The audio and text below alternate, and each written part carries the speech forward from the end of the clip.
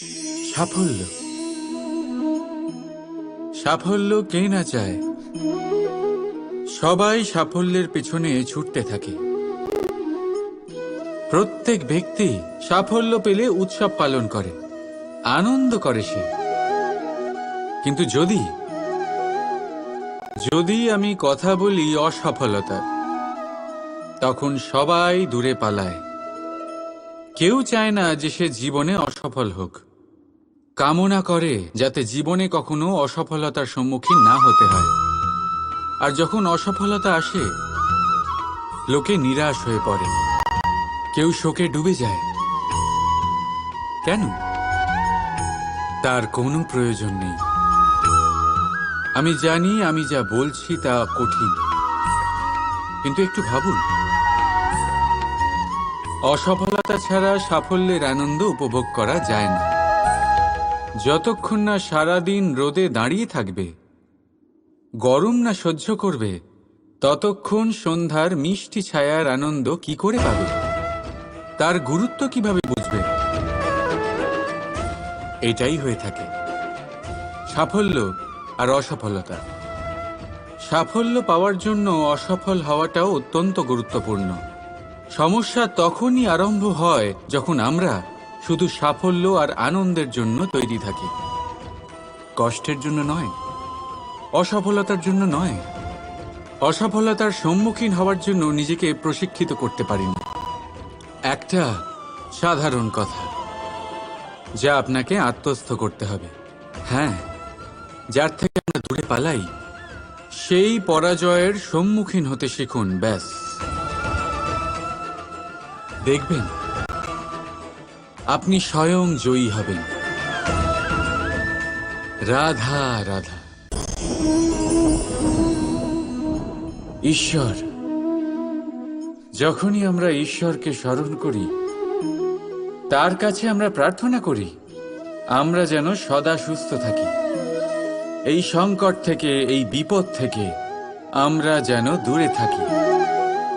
কিন্তু এ ভীষণ বড় এক ভুল। এখন আপনারা ভাবছেন যে আমি কি সব বলছি।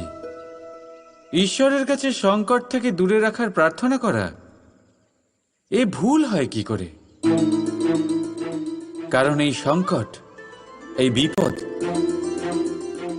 যার থেকে আমরা দূরে পালাই, যে সংকট কিছু মুহূর্তের জন্যই আসে আর তা চলে যাওয়ার পর আপনার আপনজন, আপনার শুভাকাঙ্ক্ষী, আপনার বন্ধুদের পরখ করতে শেখায়, আপনার ঘুমন্ত বোধগুলি জাগিয়ে তোলে, আপনাকে আরো শক্তিশালী করে তোলে। এই সংকট যার থেকে আমরা সকলে দূরে পালাই, যদি আমরা এই সংকটের সম্মুখীন হতে শিখে যাই, সেই অভিজ্ঞতার থেকে শিখি, আত্মসাৎ করি, এই জীবন আরো বেশি আনন্দময় হয়ে উঠবে। তাই এরপরে যখনই ঈশ্বরকে স্মরণ করবেন, সংকট থেকে দূরে পালাবার নয়, সংকটের সম্মুখীন হওয়ার শক্তি চাইবেন। স্বপ্ন দেখুন আর নির্ভয় সেই দিকে এগিয়ে যান। স্বপ্ন নিশ্চয়ই সফল হবে। রাধা রাধা। আজ বড়ই কঠিন পরিস্থিতিতে ফেসে গেছি আমি। কখন থেকে এই দুধ মন্থন করেই যাচ্ছি, কিন্তু মাখন কিছুতেই তৈরি হচ্ছে না। হলো?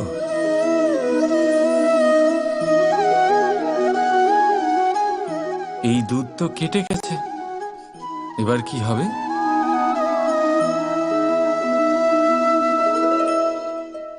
আপনারা নিশ্চয়ই ভাবছেন কি সব অসম্ভব কাজ করার চেষ্টা করি আমি সবসময়। দেখুন, দুধ কেটে গেছে মানে তা দিয়ে আর মাখন হবে না। ঠিক, খুব ভালো কথা যে আপনারা এটা জানেন। এটাও জেনে নিন যে আমাদের সম্পর্ক ঠিক এরকমই হয়। যদি সম্পর্কে তিক্ততা চলে আসে, তাহলে যতই চেষ্টা করুন না কেন, কোনো লাভ হবে না। যদি আপনি আপনার সম্পর্কে সুখের মিষ্টি মাখন খেতে চান, তাহলে মন রূপী দুধকে কাটতে দেবেন না। রাধা রাধা। রাধার এই হার হঠাৎ করে ছিঁড়ে গেল, সমস্ত মুক্তো পড়ে গেল। রাধা আমাকে বলল যে এই হার তার খুব প্রিয়, এই মুক্তো অমূল্য, তার জন্য বিশেষ। যখন রাধার জন্য বিশেষ, তখন আমি শুরু করে দিলাম এই হার ঠিক করতে। প্রথমে অনেক সময় লাগলো এই মুক্তো খুঁজতে গিয়ে, আর তারপর আরো সময় লেগে যাচ্ছে এই হারে এই মুক্তো পড়াতে গিয়ে। ঠিক আছে, এবারে আপনারা নিশ্চয়ই ভাবছেন এর জায়গায় আমি নতুন কোনো হার কেন নিয়ে এলাম না।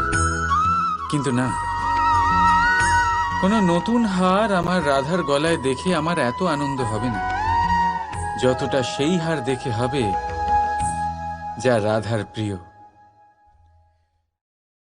যা আমার রাধার জন্য অমূল্য।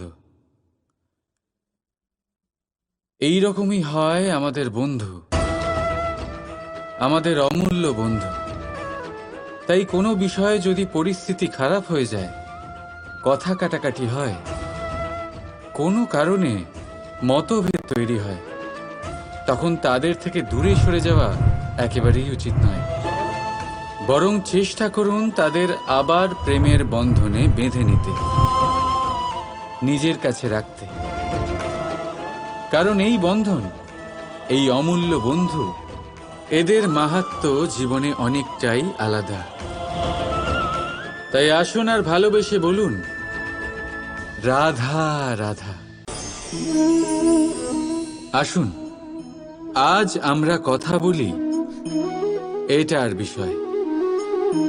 হিরে আমাদের জন্য অত্যন্ত মূল্যবান, অত্যন্ত প্রিয়,